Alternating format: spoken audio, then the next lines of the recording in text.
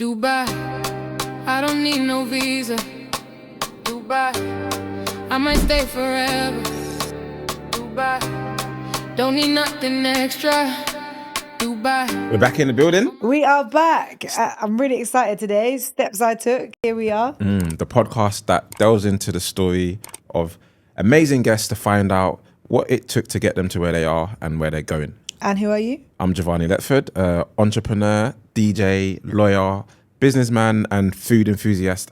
No, Harley's the food enthusiast. Yeah. I'm a fitness enthusiast. And you just eat a lot. I am a Chassa wine reb. I am a food enthusiast for sure, chef on the side. But I am co-founder of Women Who Thrive, one of the leading female networks in Dubai, and ex-teacher, events manager, the list goes on. I do a lot.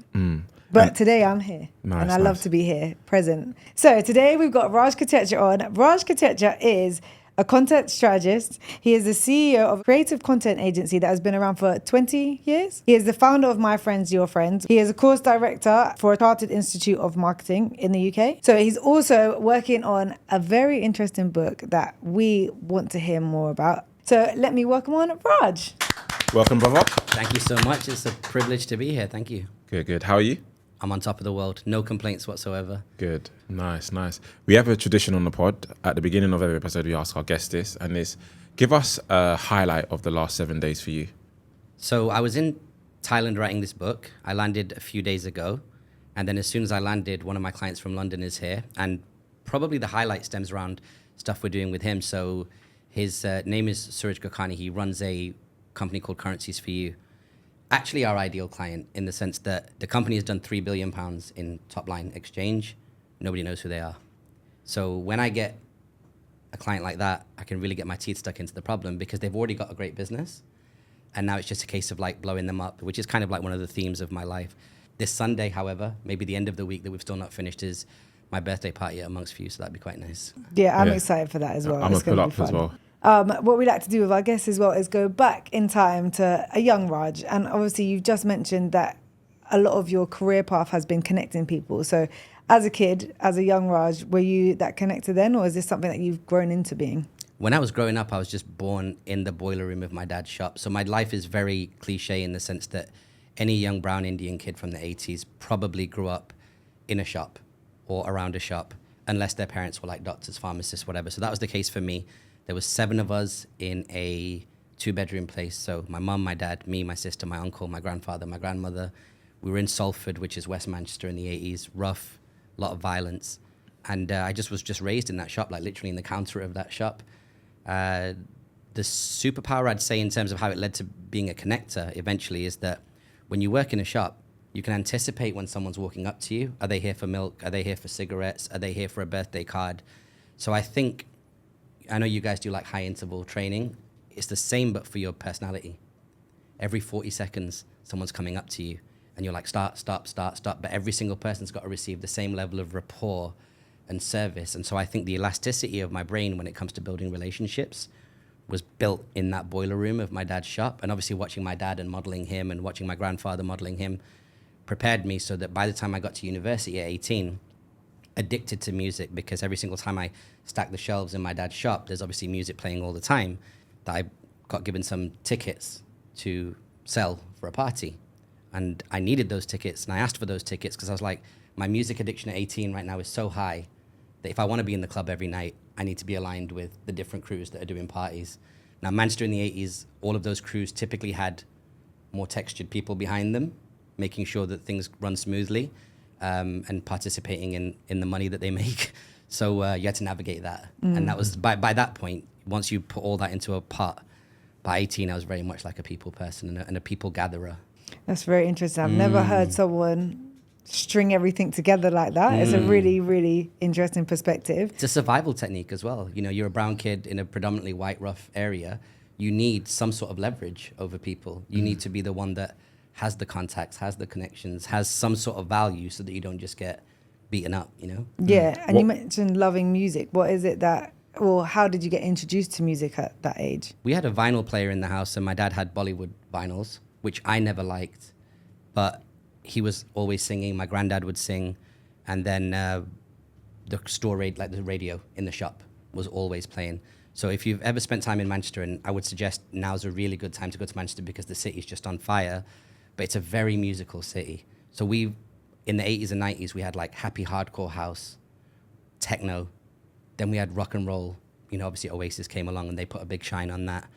We had Manchester United that were bringing a lot of attention to the city in those days. I don't follow football, but you couldn't ignore the impact that the sport was having on the city, and Northern Soul and everything else. So I just had a very eclectic taste. But deep in my heart, if you asked me what I wanted to do when I was in the club, having listened to MTV Bass and Trevor Nelson's show and all that, I just wanted to be in the hip hop and R&B parties. And as you remember, the mid-90s, every 12 seconds, a new iconic artist would come out, whether it was Lauryn Hill, whether it was 112, whether it was anybody. Like there was the frequency of like iconic artists being released in the 90s versus today, which is maybe one every couple of years, was crazy. So, you know, it was unlimited appetite for that sound. I know you spoke about the impact of, you know, being in the shop, your dad's shop, and, you know, every 40 seconds a new customer, and the impact that had on your brain. What about, you know, you living in, you said it was a 2-bed flat, right? How was that, you know, and do you feel like that contributed to your personality as well? We didn't know any better in terms of like it feeling cramped. So in the living room on one bed was myself, on another single bed was my sister, and another one was my uncle. In the box room, where we also have our temple, which we pray to, you make a small little area for deities for my grandma and granddad. And then the actual master bedroom, if you can call it that, the size smaller than this studio, was my parents. So you don't really notice it, but there is a certain point where, because of the impact of media, watching TV, you're like, there's got to be more. I mean, if you live in that house that I've just described, and you're watching Fresh Prince of Bel-Air, where people in LA are living in mansions, and everyone remembers what America was in the 80s and 90s. It was an aspirational place. Right now, it's not really, doesn't have to be top of anybody's list, to be quite honest. But in the 80s and 90s, being in America was like the hottest shit ever. So I was like, oh, there's got to be another world on the other end of that TV screen. And so then from that curiosity, I was like, okay, I want to see if I can, you know, venture out. So I moved out of home. Even though I went to university in Manchester, I moved out of my Manchester home at 18 years old. I think I did one of my university years back at home, but for the most part, I've been out since. And what did you study at uni? My undergrad was in business and IT management, and my postgrad was in technology management with a focus on acquisition and strategy. And did you go into university with the mindset of how can I get into the music industry? Hell no. No. I went to university being like, how can I be around all these pretty Indian girls and be the guy? That's truthfully what it was. Yeah. Because I was like, when I, you know, obviously I didn't grow up around them, and I wasn't appealing to the girls that I was around at 16, 17, 18. So I get to university, I'm in a hall, student village it was called. There's over 1,000 kids in there across 250 rooms. And as I'm sure is still the case, when you go to university, Manchester is a suburb of London. So when you get there, you're like, all the London kids come there because they want all the wild times, but they don't want to pay London rent and London prices and fees and whatnot. So I remember like literally the first day, there was a pub inside our building, and I had no friends, and I just went downstairs. I remember seeing like pockets of like cute Indian girls, and I was like, holy shit, lottery win. I don't know how to talk to them, but they're here. I was like, this is a huge step forward to be in the room with them. And then, and I'd have never figured it out, to be honest. I'd have been a massive like loner because the game wasn't there. The way that I cracked that code was just by being active, like having tickets, having the hookups for clubs, eventually buying a set of turntables for 330 quid, belt-driven ones, learning how to mix vinyl. And then all of that aesthetic and merchandising my personality made me hot in 2 weeks, 3 weeks.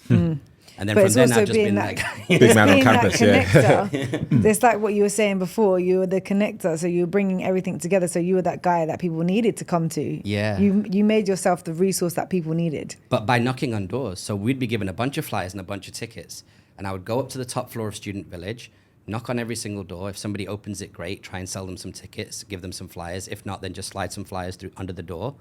And then take the fire exit, the stairs down, because there's no point in waiting on the lift because there's so many floors. You're only going down one floor, and just knock, knock, knock. And eventually you become like the ticket guy. Now, what was amazing about that, and I've always been grateful for this, is that in those days, all the crews were separate. The black crew, like the West African crew, was separate to the black Jamaican crew. The Pakistani crew was separate to the Punjabi crew, which was separate to the Indian crew. And they all had their different sounds and things that they were pushing. The white crews were just like nobody was really listening to house and the people that I was moving around with. But all of them gave me tickets, which then really allowed me to go to different places and sell different tickets to different people. But did they just give you tickets, or were you knocking on their door first to get those tickets? Well, they heard from the first crew. The first crew that backed me was a crew called Brown Sugar that's still active in Manchester. And they were a black African crew. And they were mad cool. And they were just like, look, if we give this Indian guy some work, he's going to then go and reach out to all the Indians and people that look like him. So obviously, both black and brown people love R&B. So it worked out for everybody. I'm promoting these hottest clubs. They're getting a whole other customer base in. Everybody wins. But then other promoters heard like, yo, that guy moves tickets. Okay, let's see if we can give him some of ours. I would even sell tickets to like Bhangra parties and house parties, not knowing any of that music. Still to this day, I can't listen to Bhangra music. But the point is, people in their mind, they brand you as the guy that might have tickets. So then you became this go-to person. Did you leverage that to then do other stuff at university with, you know, your network and your connections that you've been building up? Eventually just do my own parties. But I was very scared, I'll be honest with you, because I was in the rooms where different people from different backgrounds were coming together to organize these parties. Some people that were interested in doing the party and the music, and other people that were interested in other things. And I remember I went back to university I believe it was my second year. And this kid, his name is Ahmed, DJ Ahmed. Guy gives me a tape, put the tape in the deck. And it's 128, 132 BPM. We're loving it, loving it, loving it. I'm like, what is this bullshit take? I don't want to listen to this shit. It's like MC Creed, DT, Pied Piper, garage music. I'm like, I don't listen to this shit. This is soft. And then every MC from the garage scene is on this tape. So I get to hear all the different flows. I'm like, some are better than others, but okay, whatever. I go back to my partner, who is this kid from London. And I was like, you know, Ahmed's trying to fucking get me to listen to this garage bullshit. He was like, no, bro, I was back home over the summer, and this sound is really, really blowing up. You need to check out Craig David. That's right, let me check it out. Craig David does Top of the Pops. Everybody falls in love with him immediately. Even all the Indian girls are falling in love with him. I'm like, okay, I'm paying attention now. So then Ahmed says, like, look, man, you need to do a party. I'm like, do you know what happens in these streets if you do a party? If people see me stood outside a door, charging people £3, £5 to come in, someone's going to want that money at the end of the night. And I am 5'6", covered in acne and greasy hair. I am not going to be able to fucking defend myself. But I managed to navigate that situation. Being from Manchester, somebody was kind enough to be like, don't worry, you'll be okay. Just go ahead and do it. So I did that first one. We booked MC Neat. So we launched the DJ Luck MC Neat Little Bit of Luck record. Then we did another one called, with Monster Boy featuring Denzi, I'm Sorry. Yeah. And then we did So another sorry, you one. weren't just doing parties, but you were doing parties to launch new songs. Yeah, because you wouldn't even call it a launch, because people just wanted to hear that artist come and perform that record. So people would make offers. And so I would just make an offer. And the thing is, again, every 10 minutes, a big garage record was coming out. So somebody else might get MCDT, and somebody else might get Pied Piper, and somebody else might get Sweet Female Attitude, and I'll just get Creed, MC Creed. So I did 3 of them. The party was called Essence. That moved me up into a category where, like, you know, I was the plug for that and doing these parties, obviously more money. And at that point, when you were putting on the parties, did you have your own like ticket guy then? So then you kind of climbed yourself. I made every friend of DJ Ahmed sell tickets, Yeah. because he was going to be performing. So I was like, you need to go out and sell tickets for your boy. And then that was one time where I learned a very important lesson, which you can only pick up if you spent time in the streets, which is that I was handing out flyers, and then of course somebody will come and check you. Like, yo, whose party is this? My name's on the back, but the person in the street doesn't know my name. So I'm like, I don't know, it's some promoter. And then I used to go back to the crew. We'd go, you know, everyone just hang out in someone's like living room in a student flat. And I was like, and people would be like, yeah, I'm getting this girl to come, you know, she knows it's my party. And I said, listen, from what I've just seen, nobody claim the party. All the promoters need to be flyer boys. If the flyer boys that we hire want to say they're promoter, they want to be the promoter to get up, let them get up. Let them get that attention. But all of us, we're just getting paid a few pounds an hour to hand out flyers at 2:30 in the morning. And then that, on rinse and repeat, allowed me to stay fairly undercover. You can't be completely undercover, but fairly not ruffling anybody's feathers. So you weren't trying to be the face of the brand at that Not point at in that time. time. Yeah. I'd say you made such a wonderful point. For a guy right now who, you know, works with founders to push their personal brand, ironically, yeah, my first time as a founder, I was trying to not be that guy. Yeah, that's wow. Sounds Yeah. It sounds like Wow, that's such a massive insight. Yeah, it sounds like my uni experience as well. Because Where'd you go to uni? I went to Essex in Okay, wow. Colchester. Yeah. But it's the same thing. Like, so I started off as, you know, a promoter selling £1 selling tickets and getting like £1 commission per ticket. I think even at one point it might have been 50p or whatever. Yeah, it certainly was for me. 50p Yeah. first time out. And then eventually, like, people, you know, looked at me as, you know, the guy that had all like the plug for all the events and stuff. And then I did the same thing and started to do my own thing and stuff. And then I had the eureka moment of actually, do you know what? Like, let me just chill, like, and because otherwise you get the wrong attention at times, you know. So it's interesting that you said that. Yeah, I think when you're outside like that, there's a whole other economy that exists in that world, and what they look at as success, what they look at as good, what they look at as bad, things that they take as offensive, things that they take as positive, how they choose to enact revenge in those kind of situations, they're very different to the world that we live in today. It's much more knee-jerk, and so you do kind of learn to keep your head down for as long as possible. Now, here's why it paid off. I did my master's, and at the end of my master's, my loan was up. Now, I was told it was an interest-free loan and then 6.9% interest after the interest-free period. I was like, this is fine. So I do my master's, I pass it, crush it. And then I get a letter from Barclays Bank being like, yeah, so it's time for your loan repayments. I'm like, fine, no problem. 12.9%. 12.9%, my repayments are going to be damn near double 6.9%. And then I just started reaching out to like uncles and stuff, being like, yo, why is this happening? Like, what's happened here? And it turns out that the first year was interest-free. The remaining years were 12.9%, but if you average it, it's an average of 6.9%. So I felt like I'd been screwed. Yeah. Luckily, at that time, I have a guy, bless him, 6'4", guy called Raj Kotecha, no relation. We used to store all the money under his mattress. So I got this massive bill for my master's. And I was like, well, I have this stash of money that I was going to take into my postgraduate life, and I just took the money and just paid it off. So at that point, you could almost argue that I kind of finished university on a neutral. So that was a good lesson. But I also realized as well that, like, oh shit, like, it's crazy being out doing what we've been doing for the last few years. But as soon as you move into the corporate, like, as soon as you move into the normal world as a consumer, corporations are trying to screw you. Yeah. So basically everyone's after you. Yeah. Yeah. So you've got to be sharp and stay on top of it. I remember when I turned 16 or 18 and straight away banks sent me a credit card. Like, what am I doing with a credit Oh, card? really? Yeah, like, I didn't ask for it. They sent me a credit card. I didn't get a credit Yeah. card till I moved to Dubai. No, as in I didn't like engage with the credit card. No, but they gave it to you. Yeah, they just gave it to me. Yeah, it was real, man. That was my early stages. And then, you know, after university, went to Toronto, Canada, because as you know, in April 2000, the NASDAQ.com bubble burst, and I was in tech, so there was no jobs around. But I heard that there was tech jobs in Canada. I'd been to Canada in 99. In 99, I went for a university exchange thing for a few months. Chicago, Wisconsin, New York City, Toronto. And I was like, I like all these skyscrapers and everything. Stood between the Twin Towers in those times.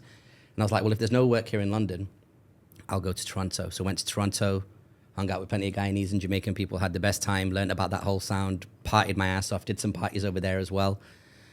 And then ended up on TV, did a campaign for Sony Ericsson for Canadian Music Week. So in 2005, I'm doing a show just like this on breakfast television in the morning with some smiley presenter on national TV, talking about podcasts and ringtones. I just started the first independent ringtones What year is portal this? there. 05, 06, 05.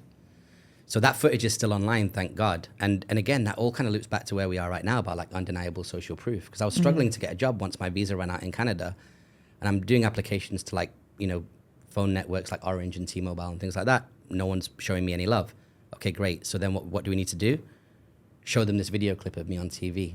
As sure as night follows day, immediately I get way better job offers, way higher salaries. What were you talking about on this YouTube video to enable them to want to give you a job? Because it sounds like you've been doing a lot and you've always been doing a lot, like parties while studying. Where is it that this all sews together to enable you to get onto a podcast in a whole other country to talk about something, or a TV show to talk about something that will then help you to get a job in tech? There was a period of time where the UK was ahead of America in tech. So only post iPhone did America lead the charge when it comes to tech. Prior to that, Nokia, Sony Ericsson, BlackBerry, these were all things that were thriving in the UK when Americans weren't even using phones. So I had this advantage of, you know, being around phones. Started selling phones in Canada. there was a competition. Whoever can sell the most phones gets time with the CEO. No, forgive me, that's completely not true. Whoever gets sells the most phones gets an iPod. iPod was like heaven in those days, like ChatGPT now. So I'm like, okay, fine. So I said, but I just need to let you know that if we win this, I don't want the iPod. I want 15 minutes with the CEO. The guy that was with Rishi that I told you about, his sales plus mine and way more his, we sold the most phones. So I got 15 minutes with the CEO. One thing led to another. And he said, listen, we sell the most phones in the country, but what we don't, when we sell the phone, we're done. If there's a way that we can make additional revenue. And I was talking to him about ringtones. He goes, do you know how ringtones work? I was like, I know them enough. So then he commissioned me to incubate a startup inside his business just to figure out how to get ringtones onto the phones that they sell. Wow. So then I went to Miami, I went to Atlanta, Georgia, I went to New York City, flying around, meeting with music execs, trying to figure out how to get the licensing and the IP across the border into Canada so that you could download Black Eyed Peas and 50 Cent. And this CEO was this as paid a polyphonic ringtone or as So monophonic, duophonic, and polyphonic. Yeah. Okay, yeah. And the CEO of the company you're working for at that time in Canada was paying you to go and explore to find this way. He wanted me to build the business, which we did. but And he how was old a- were you then? I was 23. Wow. 23. But he was a, I mean, he might have been 31. So he was a young just hit CEO. He just hit a lick because he was like, hang on a second. The big cellular networks don't want to go to college campuses to sell phones. I'll just set up an agency that's only focused on phones so I'm not cannibalizing what's happening at retail. So then he was making money hand over fist. And he was like, how do I make more? And he was this mixed race, half Indian, half white guy that was very confident, self-assured guy, saw me at 23, characteristically the same. And he was like, yeah, I'll back this kid. So at this point, like, what are you thinking? You know, you grew up in Salford in the shop, and now you're in Miami. Like, are you Being paid to be in Miami. Yeah, like, you know, and you're I'm assuming you're outside, you're partying, you're networking and Yeah. stuff. Are you just thinking like, wow, you know, the younger you that watched the Fresh Prince of Bel-Air and you know you saw the mansion in America, are you now thinking like, I'm on the cusp of something here? Yeah, I feel like this could really be something. Yeah, and I got stuck in. Like I think it was called Mansion in Miami at the time. Cool and Dre were there. Fat Joe was there. Whole Terror Squad was there. Raul, everybody. DJ Khaled was there, and I was like, I saw DJ Khaled and I saw Fat Joe, and Fat Joe was, he was quite an intense chap in those days, right? DJ Khaled, nicest guy ever. So I go to all these people because I'm trying to get ringtones licenses. So I'm like, you guys make records. How can we directly license these records in Canada? Because he was Fat Joe's DJ, wasn't he? Like back then. He was a radio DJ at the Yeah, time, yeah, yeah. broadcast DJ. I don't know if he'd even started Weed the Best in 2003. Maybe he had, maybe he hadn't. But, you know, I remember what I love about that moment with Khaled is that everybody else I spoke to one of the two, Cool and Dre, the taller one. But when I spoke to Khaled was like, yo, come outside, let's talk outside. And so instead of just talking in the club where there's all sorts of chaos going on, we went and stood outside the door and he said, explain to me how this works. And I explained how it works. He goes, okay, that's interesting. Nothing came of it, but you know, it's interesting how he approached the knowledge versus other people. He was like, if you're going to tell me something that I don't know, let's go outside where it's a bit quieter. Explain to me how the music gets on the phones. Explain to me what the revenue shares are. And so when those things happened, you're like, oh, this is really magical. Like these people are as hungry as I am, and there might be a chance to collaborate. Didn't happen, but point is you just got one run round the It's circle, also yeah. like a learning curve, right? Like at 23, we're still absorbing so much. I mean, I moved to Dubai when I was 23 and I was gassed. I thought Wow. I was a big woman. What year was that? 2016? So yeah. Yeah, so I that's thought I a was a good big amount of woman time. at 23. Yeah. But actually now at 31 and a half, I realize I'm still not a big woman. There's still so much to learn. So at 23, having those kinds of experiences where someone is bringing you outside of a club, like I feel like sometimes breaking that down and being like, that actually taught me a lot in terms of my delivery when I'm talking to someone, when I want something from them, and actually gauging how interested someone is in what I've got to say. If someone's interested, they'll go the extra mile to go to a quiet space. If someone's not interested, they'll fob you off or act semi-interested in a loud environment, you know? Yeah. What a time to be alive, right? As they Yeah. say. Did you manage to achieve what you set out to do in terms of, you know, getting the ringtones? Yeah, we got the Ringtones portal live. I did a national TV tour, and then so we did like I think it was Alberta, Vancouver, Montreal, and Toronto. So each one of them has their own breakfast TV show covering their own region. I was up there opening sliding phones open, playing ringtones, talking about like podcasts, like Desperate Housewives was a big show. They were distributing podcasts on phones at that time. I even also debuted the first iTunes phone, which was not made by Apple. iTunes, the software, originally debuted on a Motorola phone. So they gave me that phone and said, talk up all these phones so that we can get people watching TV to want to do more with their phones. So it was a massive experience. And again, when I got back to the UK, this like struggle of quote unquote trying to get a job was much easier because people are like, well, none of these other people that are applying have got TV clips of them overseas. And even though I told people I've done this, there was no proof. And they gave me the CD-ROM and they were like, you know, I'll give you a copy of the CD-ROM of your TV stuff, but you can't post it on the internet onto online video. People even use the term YouTube. I was like, okay, sure, I won't. As soon as I went home, sure, I showed my parents, but then it was straight online. Yeah. But also that feeds into today. I don't want to jump ahead too much, but obviously today, before we come on, any guest comes on, we do background, and you sent me a whole website which has all of these videos on of you. So that's clearly something that you've learned that works really well and you still use to this day. You know why? Because I want you guys genuinely to do the best interview you can do. And the way that you do the best interview that you can do is go over everything that everybody else has done, which in my case continues to become a deeper and deeper library of interviews that I've done over the last 20 years. And then ask something which is A, different, and B, relevant to your audience. I'm here to serve your audience.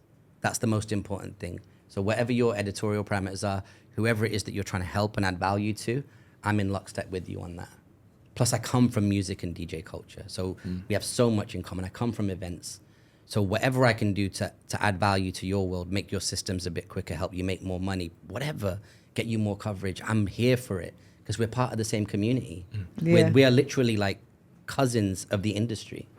What was it, just coming back onto the Afro-Caribbean sort of music culture and stuff, what was it, and hip-hop culture, what was it that from that culture that appealed to you, you know, as an Indian man? You know, you said that your parents listened to different music. So how did that, you know, what was it was it the girls, or what was the in for you initially? Black people gave Indian people an operating system. Black people are our iOS. So if you're growing up in the 90s and you're dealing with the same kind of racism that black people are dealing with, people just generally don't like you. Then you look around and you go, how am I going to solve this?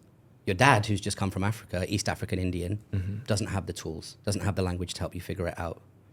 He's just like, stay at home, don't get into any trouble. In the white community, you're not getting any help, unless there's a few sympathizers that like, leave him alone. Now you look at black people. Here's Ice Cube. Here's Snoop. Fuck the police. Or I'm going to do this to you. ODB. Very, very confident rappers that make us go as brown people, okay, well, these are our options. Who are we going to model? Which is the reason why when you look at a lot of young brown kids, the way they behave is modeled based on young black kids. The slang we use, the way that we dress, our whole confidence and demeanor has been inspired by black people because we're like, well, they were the closest thing. And we kind of like their music and they're promoting positive things, positive music, dancing, having a good time, being in the club, being fresh. But if anybody messes with you, don't just lie down and take it. You know, with Asian communities, when you go from the Middle East to India to the Far East, there's more of a thing of like, hey, don't ruffle any feathers, stay out of trouble. But you look at black people and you look at like the civil rights movement of the 60s, you're like, well, there is another option to not take this shit from people. And so I think that's the reason why that love between British black and brown people and Canadian black and brown people and American black and brown people is so tight, is because when we needed an operating system to go into our minds, we used the black operating system. Not all of us, but most of us cool motherfuckers used it.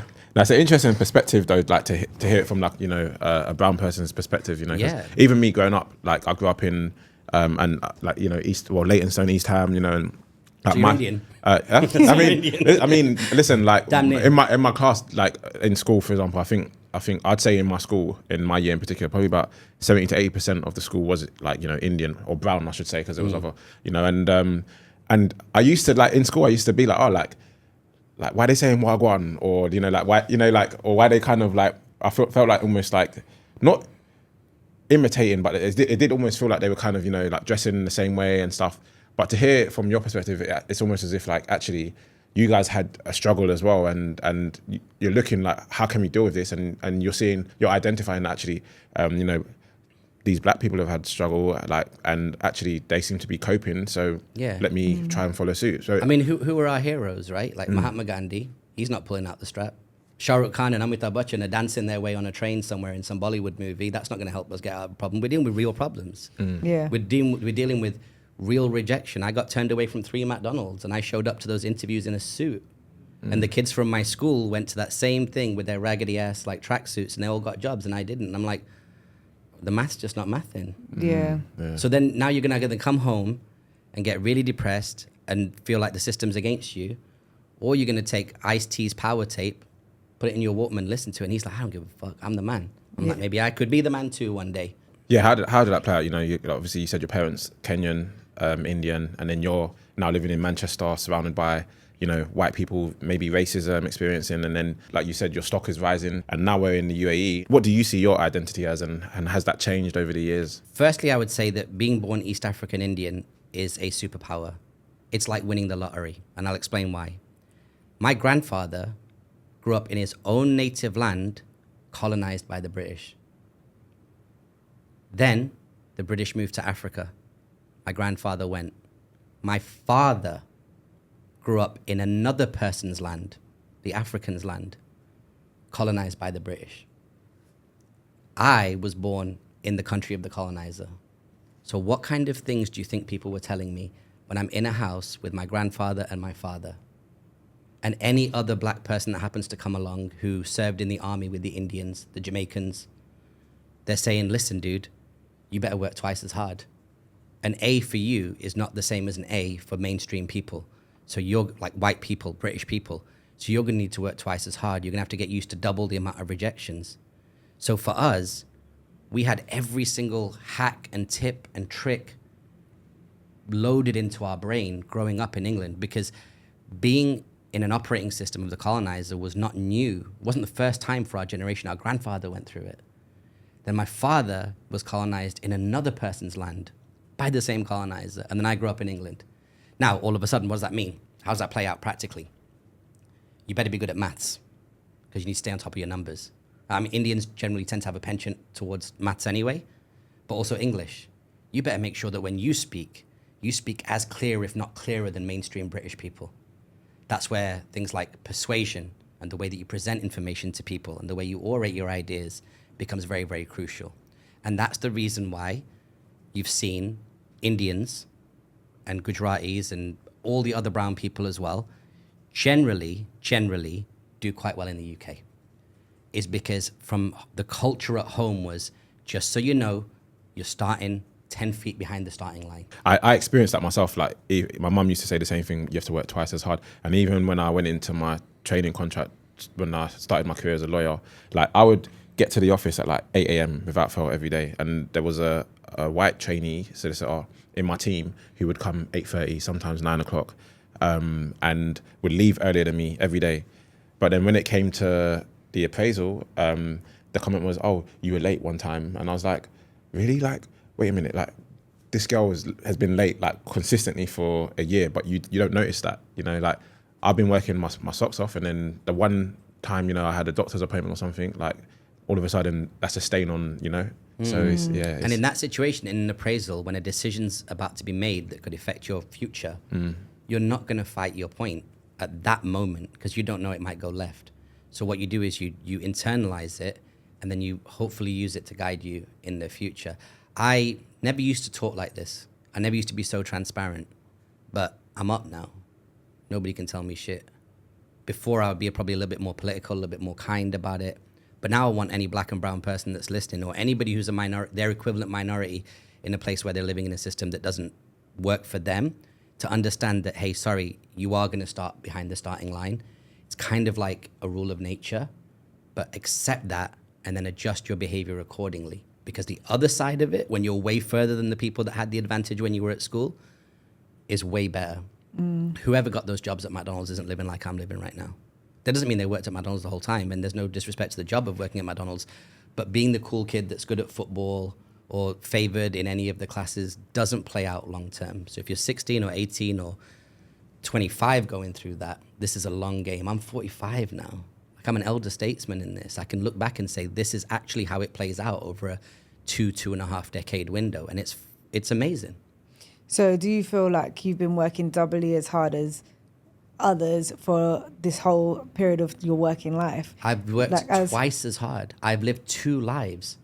All day at university, I'm crushing my studies. And then at nighttime, I'm outside. So if a class starts at university at 8 a.m. or 9 a.m. or 10 a.m., I'm still outside till 2, 3 in the morning. Now, the advantage is, of course, you're 19 years old. You can survive on like a Red Bull and 15 minutes sleep or whatever the energy drink was of the time. But if you say to me, what have you been doing since 98? I would have to tell you 2 stories. The music industry, celebrity story, and DJing story, and nightlife story, while simultaneously doing the corporate tech startup. They both happened at the same time. Sounds as though you were more so doing marketing within that world, even like going into the music industry. Although we haven't labeled it as marketing, you're going out there with a product or a potential product, and you're trying to sell it to gain licensing, but then also to sell outside. So did you realize at that time that it was like a marketing realm you were entering? No, I was just grateful to be in it because it was so cutting edge that firstly having a job would be amazing, but to have a job on the cutting edge of technology as it was at that time, 03, 04, 05, 06, just felt like I was just like, wow, this is amazing. But young, dumb, no internet the way that it is today, I don't think I was even thinking that strategically. I was like, yo, there's this conference in Miami. Do you think we should go? He was like, hell yeah, we should go. Yeah, He's young as well. Yeah. It's a tax write-off for him. Yeah. So I'm like, all right, let's go. Because it sounds like I'm sure you probably reflected on this, but listening to your story play out so far, it sounds like all the skills that you've taken from all the different things that you're doing, you actually tie together to help impact the other one. Like you're saying about working in the shop and understanding communication skills, that 100% plays into you being able to go out there and talk to everyone and anyone about anything. Fast forward a little bit more, how did you get onto then starting your own content creation agency? What bridged that gap, really? Okay, there'll be a little bit of parallel track in this story. I leave Canada and get back to the UK. I land on Christmas Day 2004. My cousin Vic, who's my partner in this business, picks me up. All the cousins are getting together. We're all just wilding, having a good time, festive season. January kicks in. Okay, now I need to get a job. So I look around, I can't get a job. I get this phone call from this PR company. I go do the TV bit, come back, get a job. That job goes well, but the technology keeps failing, keeps going down. So I'd be like in demos with media companies being like, here's how you download a video to a Sony Ericsson, here's how you download it to a Nokia. And the servers are going up and down. I brought that to the company, they got mad. We eventually parted ways. But the great thing about them is they said, look, you're in sales, you're in commercial, you need to go out and network. At that time, the life-changing experience. I meet a guy called Rafa Ali. Rafa Ali at the time started a blog in his bedroom in London and eventually moved to New York and LA. Whilst all of the tech companies were writing about the fact that MySpace now has GIFs or Facebook now has pictures and videos are going from 3 minutes to 15 minutes, all the basic evolution of social media stuff, Rafa chose to be the Financial Times of tech. So he would write about mergers and acquisitions, intellectual property, executive moves from company to company, financing and funding. As part of going out with this media company that wasn't working, where the tech wasn't working, I went to this event. I saw Rafa Ali. I was like, listen, I read your blog. You're just the greatest to me. See him once, see him a second time. The second time, he'd forgotten me. But he was looking for somebody. He was like, we're getting a massive readership here in the UK. Would you be open to joining us? I was like, hell yeah, I'd be open to joining you. Next thing you know, I go to LA. I get trained up there, get given a laptop. Also, by the way, talking about parallel lives, I get my laptop and etc. We're on 6th and Broadway in Santa Monica, beautiful part of town, next to Venice Beach. He comes past me, he goes, you like rap, right? I was like, yeah. He goes, fucking Microsoft have just given me these passes. I'm like, I look at it. Common, Bun B, Pimp C, David Banner, Collie Buddz, E40, everybody's performing. Microsoft doing a corporate gig in a field somewhere. So I see this white guy that I'm working with, Ryan. I'm like, Ryan, you can drive cars here, right? He was like, yeah. It might even be me that ended up driving that day. Weird. But we drive out to this festival. I have my camcorder from when I've been DJing, tape camcorder. I see Collie Buddz. I'm like, Collie, I'm from the UK. Can we do an interview? He was like, oh, yeah, big up London. Da, da, da, da. It's all online right now. You can go see it. All these rappers in 2006-07 think that if a young kid from London is going to video you, it's going to be seen in London. Why? Because when Trevor Nelson comes along, it's distributed on MTV UK, not knowing that the internet is everywhere. So I interview Collie Buddz, E40, David Banner, put that out on MySpace and YouTube. I come home, my DJ bookings go up. I'm like, oh, there's a correlation here because no other DJ is A, interviewing artists, B, again, think 2006, 2007, a bunch of brown kids in London see one of their own in LA interviewing rappers. They're like, this guy's fucking extra cool.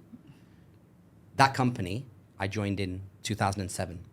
2008, great financial crisis, Lehman Brothers. Happens in October. July, we sell for multiple tens of millions. I was employee number 6. I get a phone call late at night in London.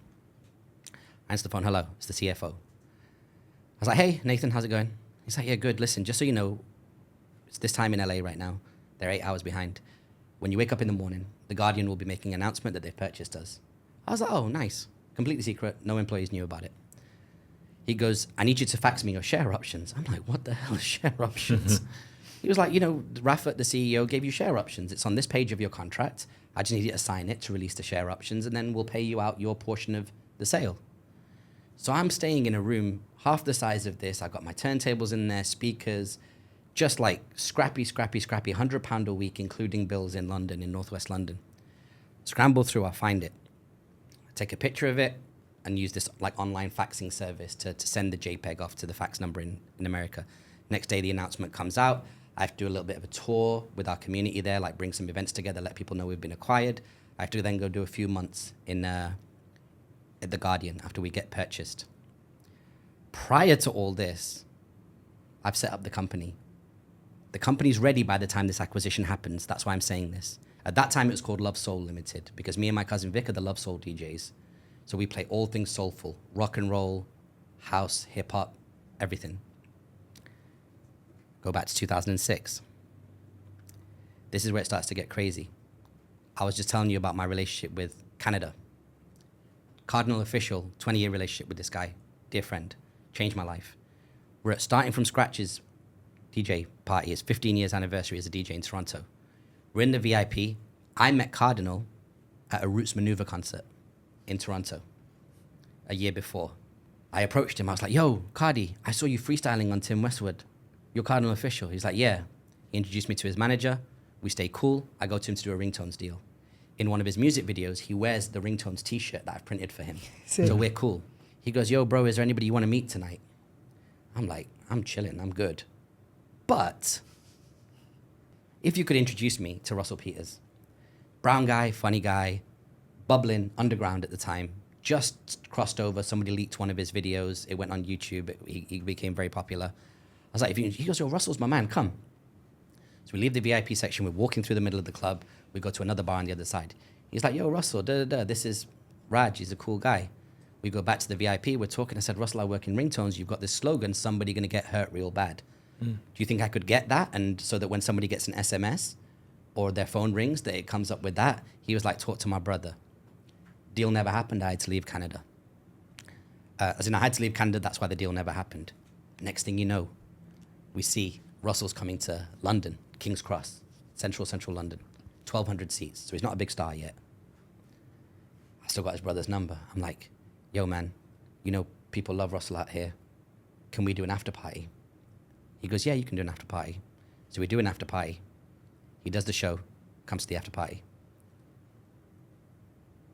But he also gave me a contract. Live Nation, we all know Live Nation, the big concert promoter. They don't know how to get brown kids to find out about Russell, that he's coming. Still early in his career, 20 years ago. So Russell's manager, Clayton, says to me, yo, do you know how to get posters out in certain streets in the UK so that brown people will see it and come to the show? I mean, everybody will come and see it and come to the show, but fundamentally at that time, he was the first only funny brown guy. So you know who's going to show up, right? Birmingham's going to show up, Manchester's going to show up, London's going to show up. I was like, yeah, I know where it is. I know where it is. And if I've never worked in those cities, I know guys outside that do know where you put the posters up. I put a deck together, I send it to Live Nation. They go, here's £2,000. I'm like, what the fuck do I do with this check? Like, they were like, who do you want to make the check out to? I call my dad. He goes, talk to your uncle. It's not my real uncle. It's just a guy in Africa that you knew, another Indian guy who had an accountancy degree. He goes, no problem. I'll set you up a company. We set up a company. I take that 2,000 and put it in. And that's how the company started. That's crazy. Yeah. But what made you want it to be a content creation company rather than, or because was it my not at stupid that point? ass has realized that the more content I put out, the more upside I get in whatever that content's talking about. So if I put out content of me talking to rappers, maybe I interview RZA or Method Man. Now all of a sudden my bookings go up. So I'm like, if I take me out and put in some old corporate white guy, and I take Rizza out and I put in the Minister of Tourism for Egypt, same interview format, same tape, same camcorder, same microphone, but that stuff is worth more because this, me and these rappers, is great for me, attention, DJ bookings, but this, I can be behind the camera, sell it straight to the client, not need to do anything with it. So even then in a time of pressure where you're like, fuck, what do I do with this? You were forward thinking enough to know, do you know what? Content creation is key here. That's what's going to make me the money. Yeah. And so I started interviewing. I've got interviews with Tony Hsieh, who owns Zappos. He's the CEO of Zappos, the first $1 billion acquisition by Amazon. He died of a drug overdose now. But the point is that I was like, oh, I need to start interviewing different people. Plus, I genuinely had a deep interest in tech.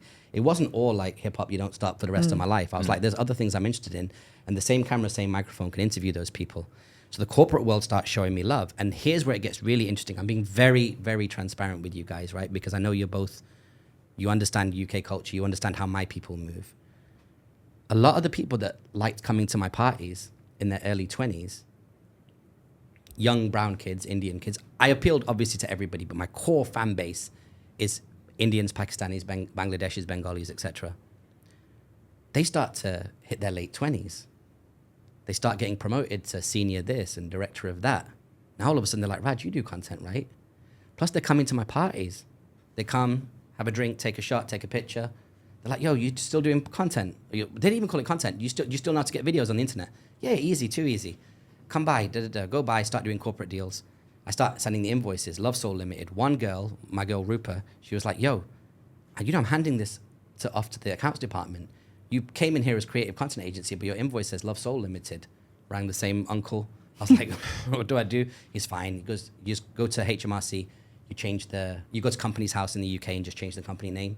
So from around 2008, when I really went deep into the corporate world, around that time, I think the company name was changed. I want to continue this, but I want to go back a little bit. You mentioned share options because I don't know. The curiosity in me is wondering, what obviously you sold your share, your portion. I don't know if you want to divulge, what sort of figure are we talking about, and enough to pay off all my debts and give me time to go to Australia for a month and just clear my headspace and not have any immediate money worries for maybe a year or two. Nice. So we weren't talking like a crazy amount. You know how I would compare it? You know, sometimes you play Monopoly and you go on like the community box or whatever it's called and you just get like a windfall. Yeah. It was like that. Okay, yeah. So it's enough to still keep me hungry, but resolve the immediate hunger that I was facing. And you didn't know that you had these share options when you signed the contract? That's mad. Hell no. Yeah. Because again, and this is the opposite of what you guys have been talking about.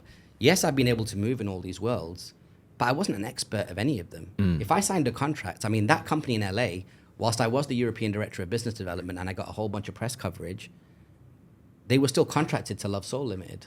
Yeah. So I don't know anything. And a company in LA, you've just come back from LA, you've just hung out with all these rappers, and you just first time in Santa Monica, and I'm like, man, whatever this contract is, sign it. They say the same thing about the record industry, right? A rapper comes up and it's like, just sign it. I'm just trying to sign it. Because 15 minutes behind me was Toronto, and 15 minutes before that was Manchester. So I'm not trying to go back. I hear it. And it's interesting that even, what did you say his name was? Was it Raj? Rafa Ali. Rafa Ali. Yeah, so he's now the CEO of Skift. If you've ever seen the travel and tourism, it's the biggest travel and tourism publication in the world. He, after his sale, he took a time out and then he's now the CEO of Skift. Still a genius. It's interesting that even, in him asking you to join the team, that he was generous enough to even put that there. Because, there's some people that might see someone and be like, oh, look, they don't know what they're signing. I'm not going to give them share options. In fact, I'm going to put things in here that actually, should we sell, they get nothing, So it was the opposite in those times. Because the tech industry was coming up, so we're talking about V1 Facebook, V1, V2 YouTube, the startup economy, especially on the West Coast, so specifically Northern California, San Francisco Bay Area, but kind of the rest of the deal culture in California at the time was, if you're a scrappy business, you should give equity to everybody that signs. It was the opposite. It was like, we're going to move these commercials forward because we cannot afford to lose these people. So we need them in it for the long haul. Now, you don't get to participate when venture capital money or seed money or angel money comes in, but you do get to participate in the event of an exit. But I wasn't thinking about that shit, not one bit. It's interesting because obviously you said you didn't really know what you were doing, or you weren't exactly an expert in those fields. And I feel like maybe at this moment in time of the world, I see a lot online, like people talking about being a jack of all trades and dabbling in lots of everything, and other people saying you absolutely shouldn't do that and you should focus on your niche and be really good at one thing. So what's your thoughts? Some people are amazing generalists and some people are amazing specialists. So we have occurrences in society today of people that are dominating at both. If either of those camps tried to switch, they would both fail. So find out what works for you. It's not either or, it's both. If you have the time and you have the freedom in your life and you're like, you know what, and I would recommend this, I'm going to spend the next 24 months obsessing over AI and large language models. And I'm also going to come up with questions that specifically affect me. So I'm going to learn about it generally, but I'm also going to ask the question, could AI take everything we've learned from CrossFit, High Rocks, and 15 other things that have been hot in the last 20 years and design me something that'll be relevant in 2029 based on the population of females in Bahrain? If the answer is yes, now you're like, oh, this is what AI can do. This is how it came up with the ideas. If you want to dabble in AI and dabble in 15 other things, do it. Do whatever works for you. I get very, very worried when I see people following people that speak in absolute terms. You should be this and not that. You do whatever makes you happy and you'll figure it out. You'll start to realize, especially as you get older and you're less hot and the pressure kicks in, maybe you get married, maybe you have children, that your priorities become more and more and more and more narrow. Like really, really narrow. I'm very protective of my time right now. Very, very protective of my time. And I'm very strategic. For example, the birthday party that I'm doing is not so I can play music or anything like that. It's to give back to my people in Dubai.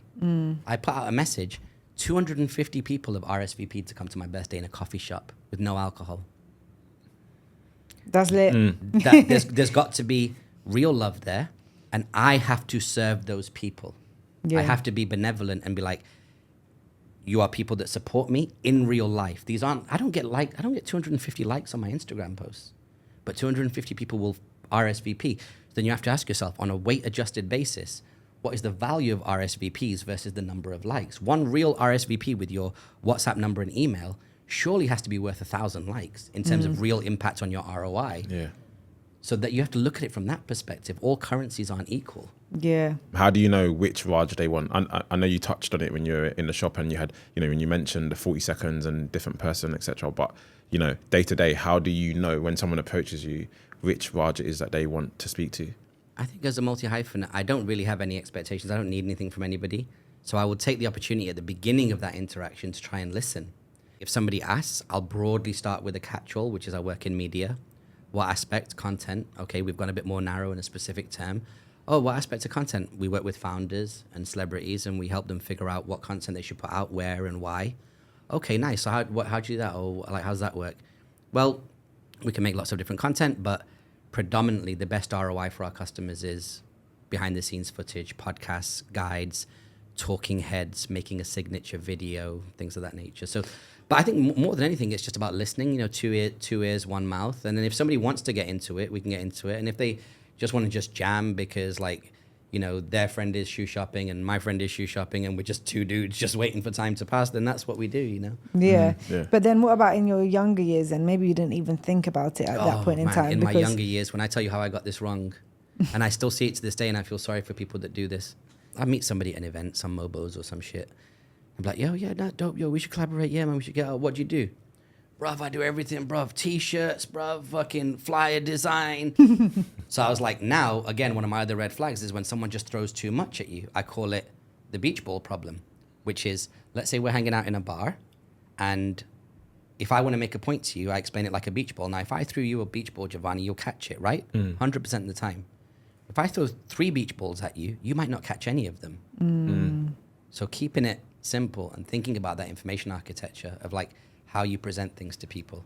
So it's about being strategic with the communications that you're giving, really. It's about listening first. Yeah, and I think that's what I would do as well. You know, like sometimes I meet people and I'm like, okay, I'm trying to work out which side of Giovanni do I want them to meet. Do I want them to meet like lawyer Giovanni? Do I want them to meet DJ Giovanni, or do I want them to meet a completely different one? But again, it goes back to what you said about listening. So that's why my first thing when I interact with someone is, oh, like, what do you do? Sometimes I don't even tell people I DJ, not because I'm ashamed of it or because I'm proud of it. It just depends on what, you know, Giovanni I want them to see at the time, you know? Just be conscious of the fact that the more you speak, the more it becomes a reality. Once I started telling people that as a full-time DJ, my DJing work went up through the roof. Yeah. Once I started telling people like I'm in corporate, it went through the roof. Why? Because the signal you send is the signal that gets picked up. They call it manifestation and whatnot, but the reality is it's like you have an opportunity and naturally whatever you speak up is going to happen more. Yeah. Now for me at this stage, it's very much like content for founders and celebrities. But the odd gremlin will jump out of the closet now and again, like this Sunday for the birthday. It's like, I can still do it. I still got it. I'm sure my ego is attached to this party on Sunday, right? No doubt. But At least you're honest about it. Yeah, it's okay for you to, like, you know, relapse if need be. What I'm curious about with your story, which I find fascinating, is like, what role does your skill set as a lawyer play now as you navigate this much more informal world of DJing? So I still have clients, if I'm honest with you, that I consult with. And then I guess, you know, day to day within, say, my event, even if it's a creative space, there's still some sort of contract, you know, where I pick out things that perhaps, you know, like other people that are doing what I do might not even think about, you know?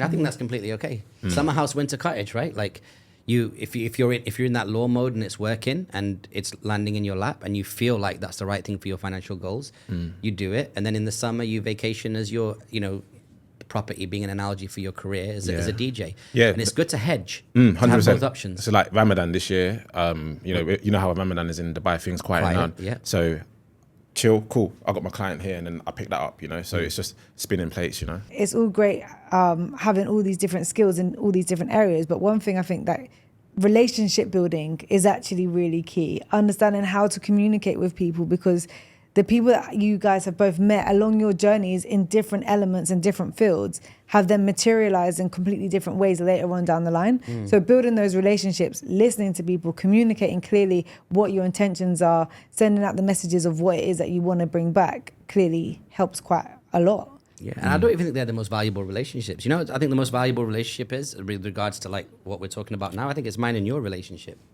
Because I spoke somewhere, we took a picture, we connected on Instagram in some way at some time, I can't tell you when. And then I see you putting work in, and I just drop you a message being like, I see you working. And then now here I am. Yeah. So these are the real undercurrent relationships. Yeah, you can take a picture with a celebrity every time they come to your city to perform. It's not really meaningful. This is meaningful. Yeah. Because now that we've spent time together, because under normal circumstances, outside a situation like this, we may not get to jam because Dubai is a very international city. Everyone's multi-hyphenate, got multiple things going on.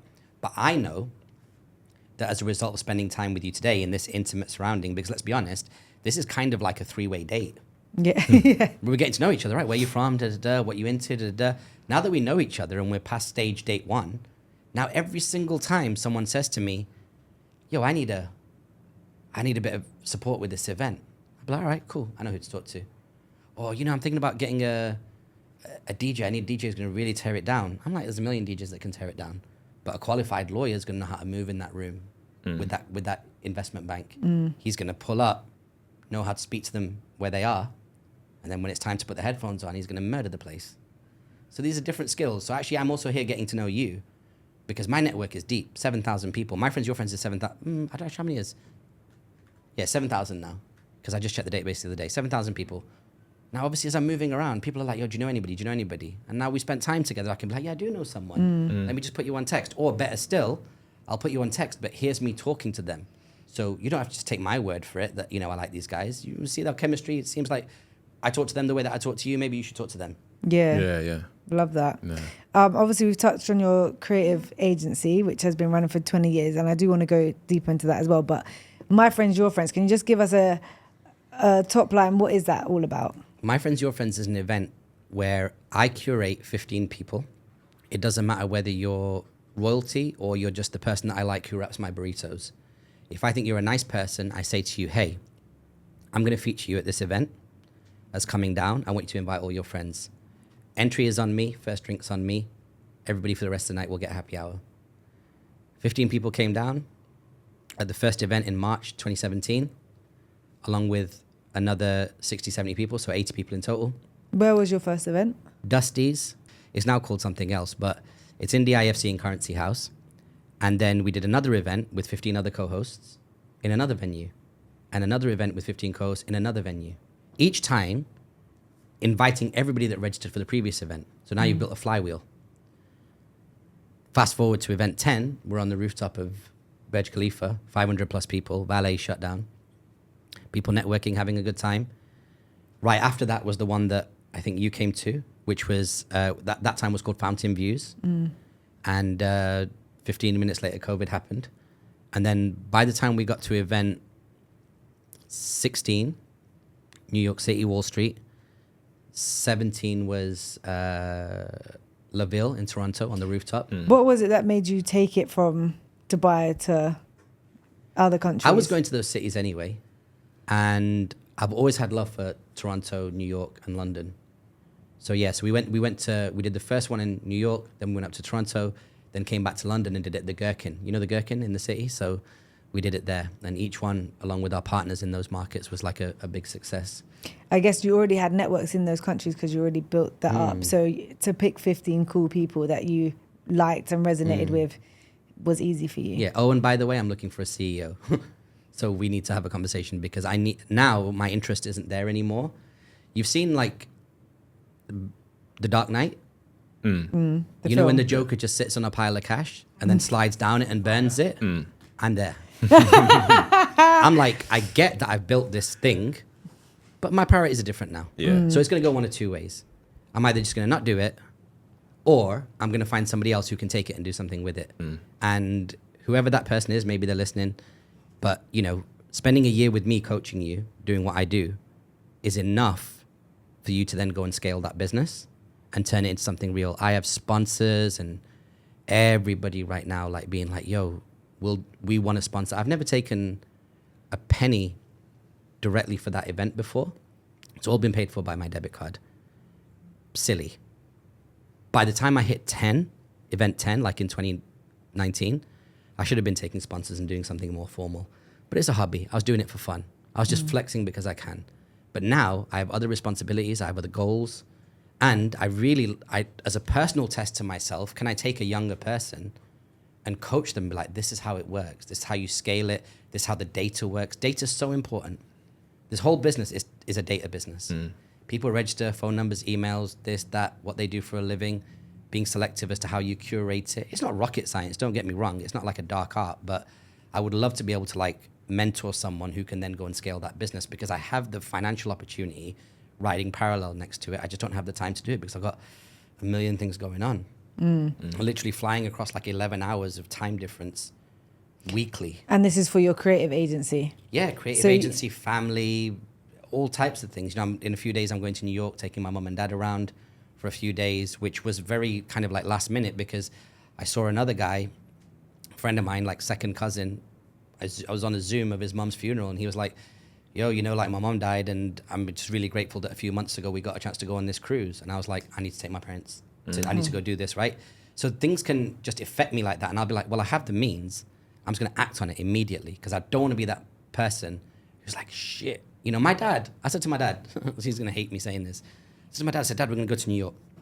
He has to come to America anyway for the first time. He goes, but I don't like America. I was like, I got to go through my head. I'm like, all right, where have we been together? I was like, Dad, have you ever been to America? He goes, no, but I don't want to go. I said, but you have to go that week anyway for some other family stuff. I said, we're already on the East Coast. Let's just go to New York for 3 days. Don't worry about it. You go on the bus, you look at Empire State, And now he's actually on the flight right now, heading to the East Coast to Toronto. And he's like so gassed and ready to go. So sometimes we end up in this place where you're reverse parenting. Yeah. You know, for a long period of time, they knew what's best for you. Don't touch the oven door. Make sure that you put your shoelaces right. And now we're at the other stage where we're like, listen, I know you don't want to do it. Maybe your knee hurts, but trust me, this will play out one day. That's a really nice sentiment. And I think that's something that I'm definitely going to take on board going forwards because I'm someone that is doing so many things that sometimes I forget to be in the moment and just be spontaneous and make the time for people that really, really matter, like your friends, your family, all of that. So Thank you for saying Don't that. let other people's parents die in vain. Yeah, 100%. Let it be a lesson. And it's even more challenging, I find, being in another country, like, so certain family events, you're just by lack of proximity, you're not there, and so yeah, like even I've been thinking like I'm in London for the summer, I'm gonna make sure that like family is the priority. So yeah, it's a nice reminder. Yeah. Definitely. Going into your creative agency, because that's been around for 20 years, and I know, like we were touching on back before, when some of the stories you're talking about, people weren't saying YouTube, they weren't saying content creation, they weren't saying all of these online things. media and new media. Exactly. We lived in corny times. Can you make me a flyer? Yeah. Can you make me all of that? So now, obviously, fast forward 20 years. I don't even want to fast forward, but going through the 20 years, your agency has gone from strength to strength. So you clearly know how to move with the times. And even actually, it sounds like from the ringtones and everything, you're not moving with the times, you're actually like setting trends and starting the new times. So there's so many things to unpack here when it comes to owning your own agency, but I want to start with how do you foresee new trends to make sure you're implementing that with your clients? I test on myself first. I am the petri dish from which all bacteria is laid first. When I talk about AI, you can best believe that some AI experiments have been done on the Raj Kotecha brand. When I talk about NFTs or blockchain or AR and VR, many of these things, by the way, are part of a toxic, abusive relationship that we as consumers have with technology. We're told this year it's all about AR. This year it's all about NFTs. This year it's all about AI. And then 2-3 years later, it's not the hot shit anymore. So what I make sure I do is I test it on me first. I'll set up an account. I'll set up a wallet. I'll run some experiments. I'll go into discussion boards.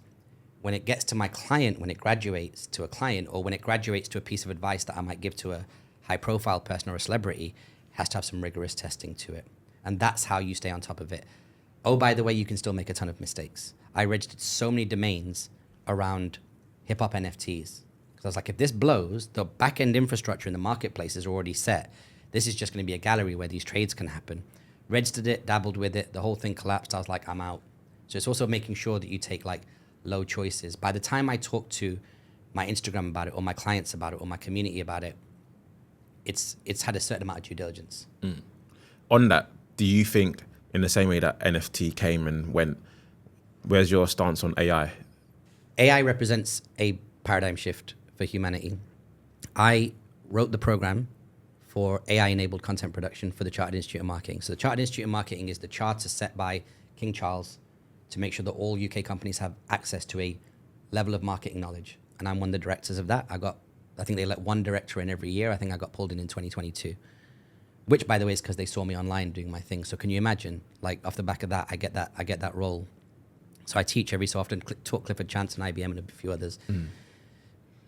So let me explain how it's a big shift in age. To identify it as a shift in age, we need to know what the previous ages were. What are the previous ages? Age 1, let's talk about the information age. Okay, town crier stands up in the middle of the town and screams to the townspeople. This farm has this many tomatoes. This many people died. This many people were born. That's your information. That graduates, eventually is printed to paper, and eventually is posted on the internet as news. Then from the information age, we go into the application age. The application age takes multiple strands of information and applies them on your behalf. I'll give you an example. The information about where is Achasa? Where does she want to go? Where's her driver? What's her credit card number? That application, of course, is Uber. You press one button, all those information strands are plaited together, and frictionless, without any friction, you go from where you are to where you need to go. That's the application age that sits on top of the information age. Above that is the intelligence age. The intelligence age takes all of these multiple applications and synthesizes them into one. So now, Giovanni gets a message. Hey, just so you know, me and this girl are getting engaged. Giovanni, we'd love for you to attend as a guest. It's in Milan. Giovanni does what we all do, but we don't admit. How much do I know these people? Do I really like these people? Who else is going to be there? Do I have the time? Is it going to take time away from my family in London? Your AI goes, Giovanni, actually, I've already checked the RSVP for this wedding, and someone you've been texting back and forth with about some ideas has actually already RSVP'd and said yes. Oh, and by the way, 3 days before the wedding, Serato or Pioneer is doing a launch for a new piece of music technology 15 miles away from the wedding. So technically, you could write off that flight as a business expense for your DJ career, and then you're already in Italy, so you may as well just attend the wedding. That's the AI age that we're in right now. Preempting everything and putting it together so we don't, removing the need to think. Because it's an additional strand of intelligence. But this is what's really important about intelligence, which nobody's talking about. AI, I don't think, should stand for artificial intelligence. I think it should stand for available intelligence. Here's what I mean by that. Up until a few hundred years ago, all food was organic. So all food you eat would come out of the ground and it was organic, which is why we have this irony of going to the store and we see organic food. We're like, surely all food should be organic and they should label what's not. Now, today, potato chips, other things, there are foods that are made synthetically in factories. All intelligence used to be human. Now there's a new aisle. It's artificial intelligence.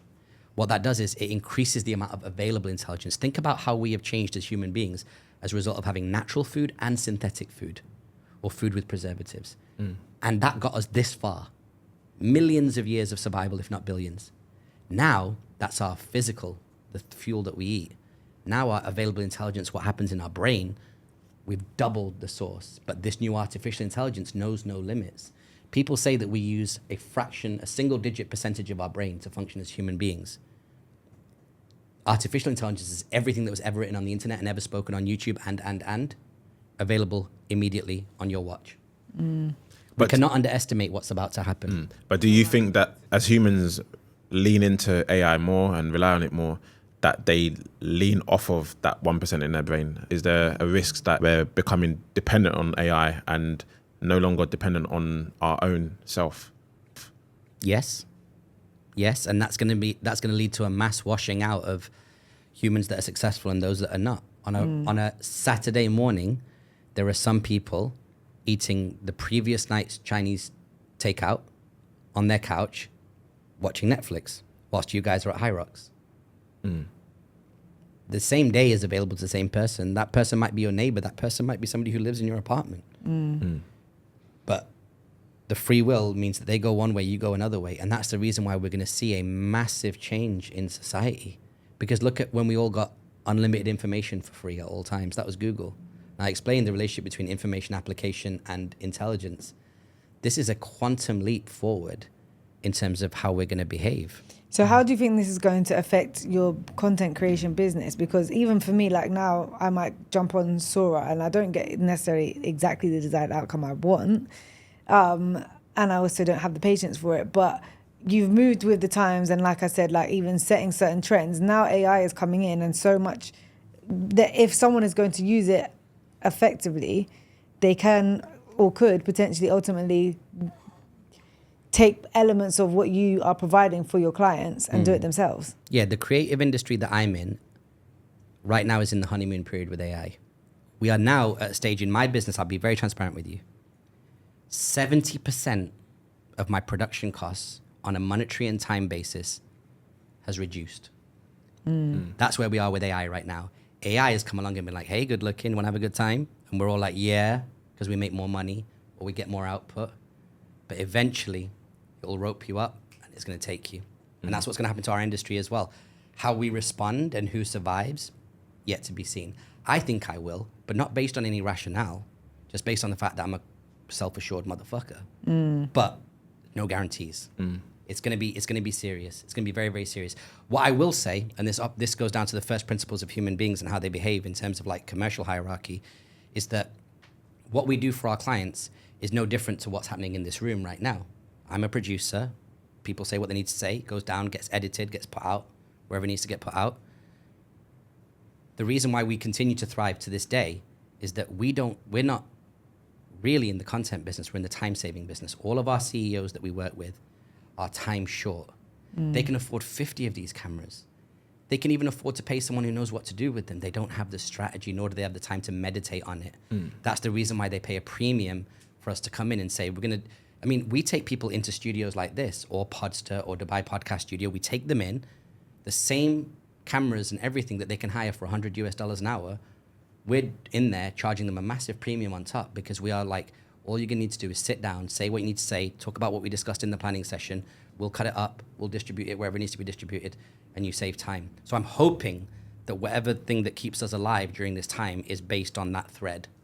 I agree, because like I said, if I'm using Sora, I can make something kind of okay, but it's not going to be anything to the level of someone from your team utilize the same resource. And also, like you said, it's the mental real estate.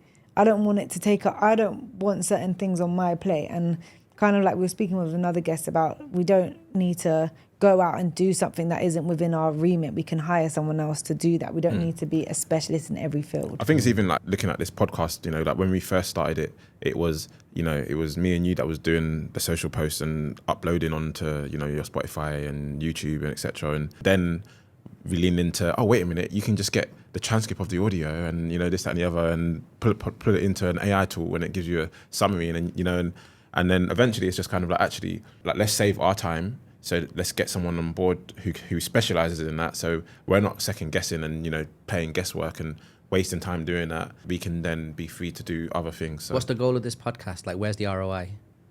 one of my goals is to be wealthy off of content, you know. And for me, I've always had that kind of idea of mentoring or mentorship kind of thing. You know, like basically when I was 16, one of my friends got murdered, and Sorry to hear that. to be fair, I've had two friends like since I was a kid who have been murdered and stuff. And so for me, there was a moment when I could have gone this way or I could have gone that way. And so from like 18 onwards, I was always like mentoring like younger kids in my area and stuff. And so I didn't really have like a mentor myself growing up, but I can see the benefit of having a mentor or a coach. And so for me, it's like, oh, how can, you know, I marry the fact of, you know, leaving a 9 to 5 to be able to kind of, you know, make more money doing what I enjoy, when I was told. What do you enjoy? I just enjoy just my autonomy of time, you know, if I'm honest with you.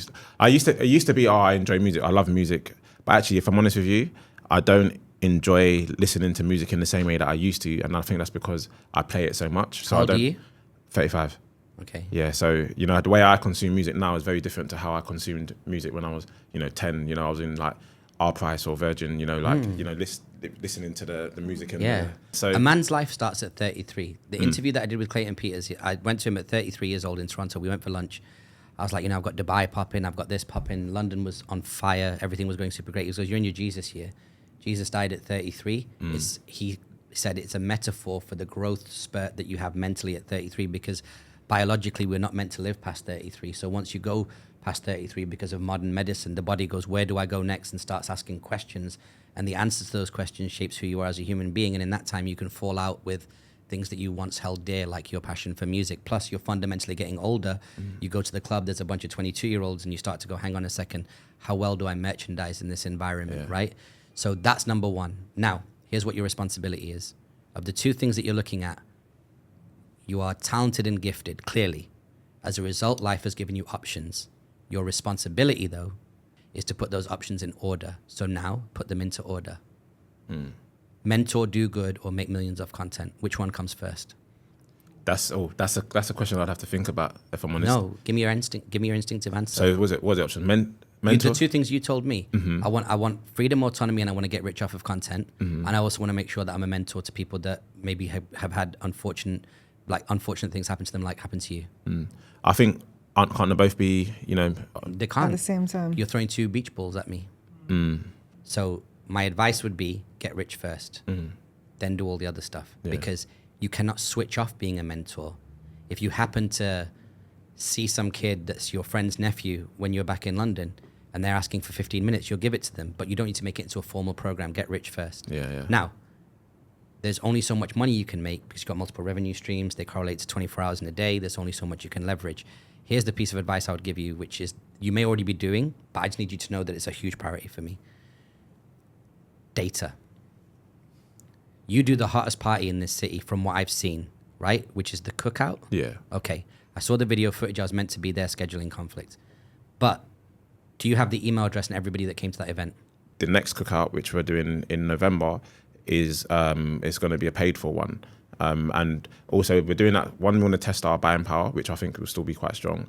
But also two, is to ensure that we have the data for every single person in there. Like we do have our database for the cookout in the space of an event that's been going on for 2 years is, well, not even 2 years, a year and a bit, is bigger than, you know, the accumulation of all of my events that I've been putting out here, my weekly events that I've been putting out here for. You're on the right track. Yeah, okay. so Have you heard of the freemium strategy? No. Okay, so here's what I would look at. Number one, freemium strategy. To make such a shift from free to paid is a big shift. It's a complete mutation, right? All of my events are free. The freemium strategy asks you as a product designer to consider what element of what I'm doing here is free and what element of what I'm doing here is at a premium. If I were you, I would say free ticket, free entry, you must register subject to capacity. Paid ticket, support us, not subject to capacity. Your allocation will be reserved for you until 70% of the way through the event. So, if it runs from 4 till 10, you'll be reserved until 8. After that, you join the free for all. So everyone's gonna be like, well, I paid the 50 dirhams, so I'm gonna make sure that I get there. And I know my space is reserved for me in there. And then tables, packages, things of that nature.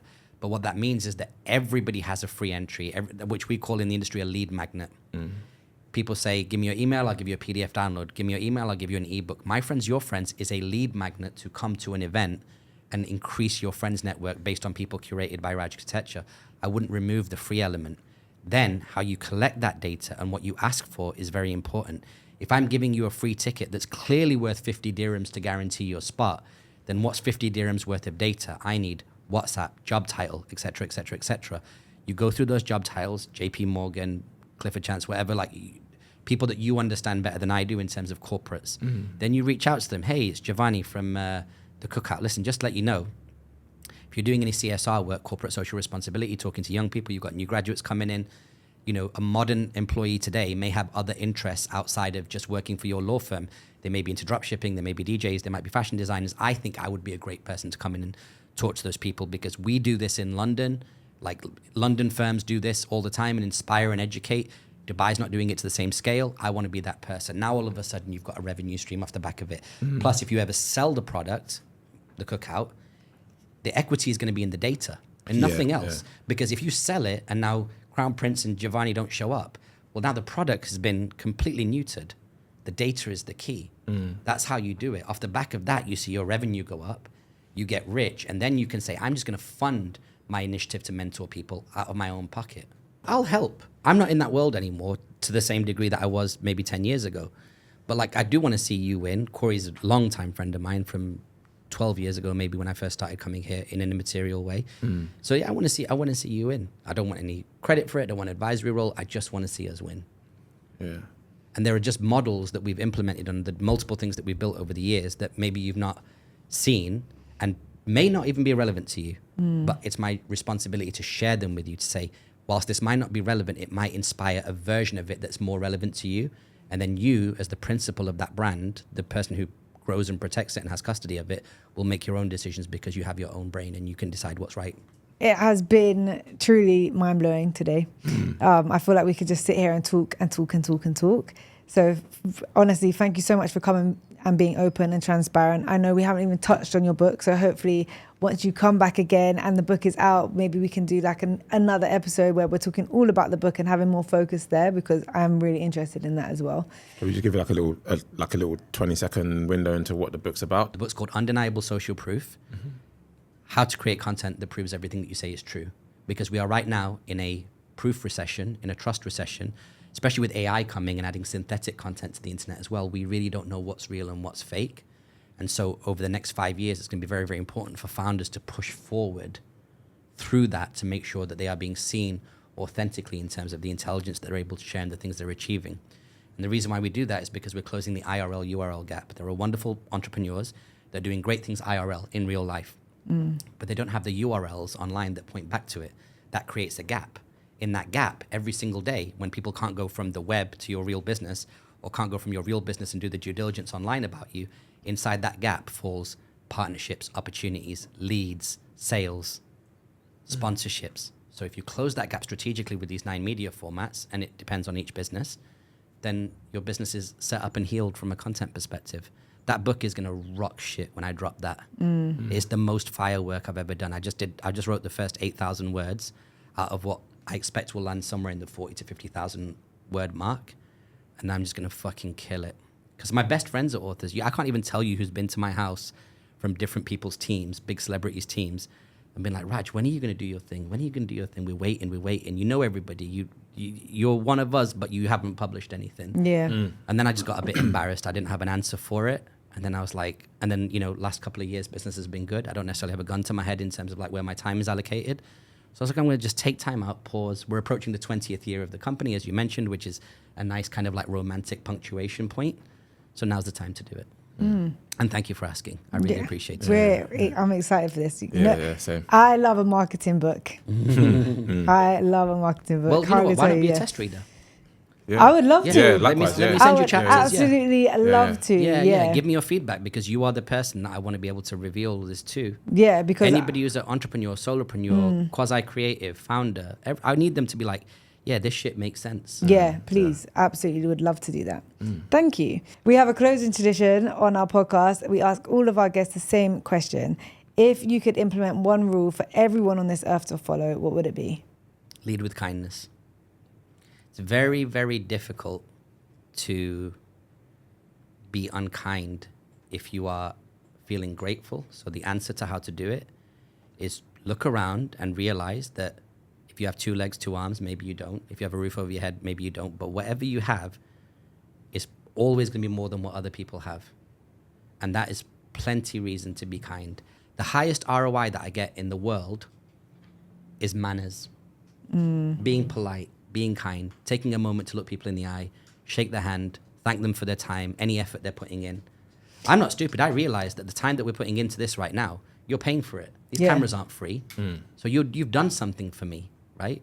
It's an act of kindness. You came in, you greeted everybody in this room, you introduced yourself. Like, that's a really nice thing. Yeah. Like, not And now everyone that imagine comes what in happens does that. afterwards. Now, when this asset comes out, when this video comes out, no disrespect to nobody, but I've seen the views that your other guests have got. I am going to hand deliver this video to the people that I know matter, and all these big movers and shakers, plus any other people that I think will benefit from the narrative that you've constructed. And I will do that one-on-one. And obviously I'll post it on my social media platforms, of course, but I will drop it one-on-one to make sure that it gets the maximum reach. I'm not just here to be like, free video with me. No, this is a collaboration. This is a partnership, right? The more people see me dropping my knowledge on here with you guys as the people that extracted it, hopefully the more opportunities for you. But even just the conversation we had towards the end about, data and the cookout and stuff, even that for me alone is an ROI already, on, you say that we pay for the studio, etc. Like, I've already, through this conversation, I feel like I've left this conversation with, inspiration to kind of go and action a couple of things, so I appreciate you for that, man. Yeah. Always. Mini mentor session. Love it. Absolutely love Yeah. it. Thank you so much. You have dropped so much wisdom today. I literally feel like quite overwhelmed, actually, but in a good way, in a really good way. So thank you. I really appreciate you being I don't here. need no visa. Dubai, I might stay forever.